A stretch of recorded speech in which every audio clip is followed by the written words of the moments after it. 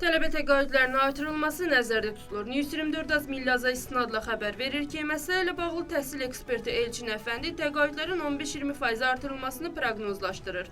Tələbələrin ehtiyacları çoxdur. Bəzilərinə yataqxana xərcləri, kommunal ödənişlər və digər ödənişlərdə tələbə təqaüdü dəstək olur. Əlaçılar 200, zərbəçilər 175, adi təqaüd alanlar təxminən 145 manat təqaüd alma imkanı əldə etmiş olarlar deyə ekspert vurğulayıb. Bəs artım kimlərə şamil olacaq? Ekspertin sözlərinə görə artım tək universitet tələbələrinə deyil, həm də peşə təhsili üzrə və orta ixtisas təhsil müəssisələrində təhsil alan tələbələrə, masterlərə, doktorantura pilləsində təhsil alanlara aiddir. Milli Məclisin deputatı Ceyhun Məmmədov bildirib ki, bu il dövlət büdcəsindən təhsilə 5 milyard ayrılıb. Təqaüdlərin artırılması ilə bağlı məsələ hökumətin diqqətindədir. Lakin təqaüdlərin tam olaraq nə vaxt artırılacağı tarixi məlum deyil.